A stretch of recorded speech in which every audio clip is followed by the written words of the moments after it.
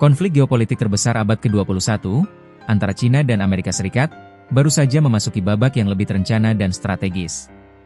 Menghadapi ancaman sanksi dan tarif bertubi-tubi, terutama dari pemerintahan Presiden Donald Trump, China telah merumuskan rencana 5 tahunan yang secara eksplisit bertujuan untuk mencapai kemandirian teknologi hakiki dan memperkuat benteng ekonomi domestik. Pemerintahan 11 Jinping, melalui media nasional CCTV, mengungkap bahwa strategi ini lahir dari pertemuan tertutup Komite Pusat Partai Komunis Cina.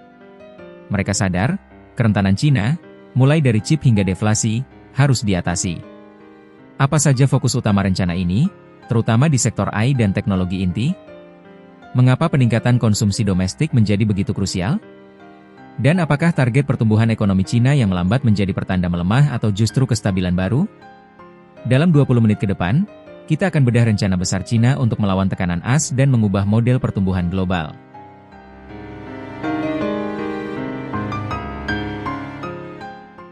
Latar belakang konflik, siklus sakit-sakitan. Strategi baru Cina adalah respons langsung terhadap siklus sakit-sakitan yang dilancarkan Washington dan Beijing. Serangan AS, dimulai dari pembatasan ekspor teknologi chip yang vital ke Cina di era Biden, diperburuk oleh Trump dengan pemberlakuan tarif tinggi ke barang-barang impor Cina, dan kini mengancam pemblokiran lebih luas ke sektor seperti farmasi dan perangkat lunak. Balasan Cina membalas dengan membatasi akses ke logam tanah jarang, LTJ, material krusial untuk senjata dan teknologi militer. Ancaman bertubi-tubi dari AS ini membuat Beijing sadar, ketergantungan pada teknologi AS adalah kerentanan strategis. Maka, kemandirian mutlak adalah satu-satunya solusi.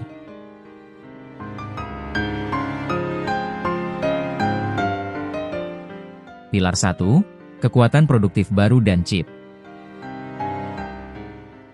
Pilar pertama dan paling mendesak dari rencana 5 tahunan ini adalah mencapai kemandirian di sektor sains dan teknologi. Cina akan berfokus pada apa yang mereka sebut, kekuatan produktif berkualitas baru. Ini bukan retorika kosong. Ini berarti alokasi dana besar-besaran dan fokus nasional untuk chip, mengembangkan kapasitas domestik di sektor semikonduktor agar tidak lagi tertekan oleh pelarangan ekspor AS. Kecerdasan buatan, AI memperkuat inovasi di teknologi-teknologi inti, dengan AI menjadi prioritas utama. Rencana ini adalah kelanjutan dari strategi yang sudah ditetapkan sejak tahun 2020. Namun, dorongannya kini menjadi jauh lebih mendesak karena sanksi AS yang semakin luas, memaksa Cina mempercepat upaya mandiri mereka untuk memastikan operasi militer dan industrinya tidak terganggu oleh campur tangan asing.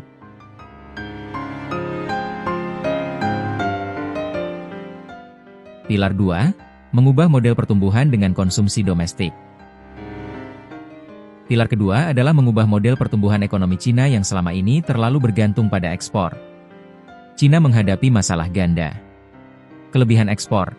Ekspor menyumbang porsi besar ekspansi ekonomi, tetapi ini rentan terhadap tarif AS dan penolakan mitra dagang lainnya. Kelemahan domestik, pengeluaran rumah tangga Cina masih sangat lemah, hanya mencapai sekitar 40% dari PDB. Angka ini tidak berubah signifikan sejak sebelum pandemi. Rencana baru ini berkomitmen untuk memperkuat konsumsi domestik dan memperluas investasi, serta secara tegas menghilangkan hambatan yang menghalangi pembangunan pasar nasional. Para ekonom seperti Robin Singh dari Morgan Stanley berpendapat bahwa reformasi kesejahteraan sosial skala penuh dapat mengurangi kelebihan tabungan rumah tangga dan secara signifikan meningkatkan porsi konsumsi swasta terhadap PDB, menyelesaikan masalah deflasi yang kini membelit Cina. Rencana 5 tahunan ini bukan hanya tentang melawan Trump, tetapi juga tentang reformasi internal jangka panjang yang harus dilakukan Cina.